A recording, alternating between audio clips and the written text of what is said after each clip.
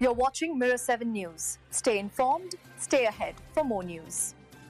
In Moldova, the parliamentary elections of 2025 have drawn intense attention, both inside the country and abroad. After the closing of the polls, Igor Grosu, the leader of the pro-European Party of Action and Solidarity, that is PAS, and Speaker of Parliament, made a pointed statement aimed at political forces that have been accused of seeking to destabilize the nation. He offered what he called a free piece of advice to pro-Russian actors in Moldova, to think first about the citizens and the future of the country, rather than narrow party interests. Grosu's remarks came after a day in which both enthusiasm and tension were reported. Many Moldovans at home and abroad cast their ballots, with the diaspora showing strong participation. Grosu specifically thanked those who responded to the call to vote, underlining that the choice made in this election would shape Moldova's direction for many years to come. He also reminded those still abroad, particularly in Western Europe, that polling stations remained open and their voices continued to matter. The day, however, was not free from incidents. Grosu pointed to attempts at interference, including bomb threats and provocations linked to groups supported by the Russian Federation. These acts, he said, were designed to spread fear and disrupt the democratic process.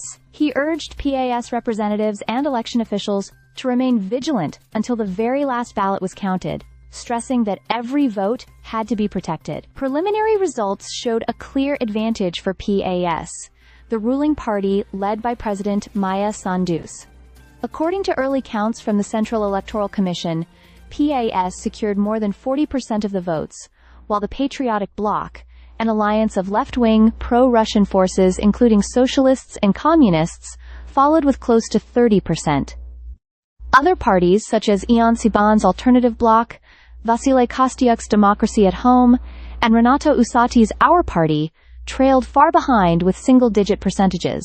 Voter turnout was significant, with over half of Moldova's eligible citizens participating in the election. In cities like Chisinau and Balti, turnout surpassed 50%, signaling strong engagement in what many saw as a defining moment. The choice before voters was framed as one between a continued European course and a potential return to Russian influence. As results trickled in, opposition leaders, including Igor Dodon, began calling for protests, claiming that the process had been unfair. Grosu, however, insisted on patience and calm, reminding citizens that the counting of votes abroad would take additional time, and that the official results would soon be validated. His message carried both reassurance and warning, that Moldova's democracy remained under pressure, but that its future would depend on the collective responsibility of all political actors. In his closing words, Grosu's recommendation on the House served as both a challenge and a plea for those who would exploit division to instead consider unity, stability,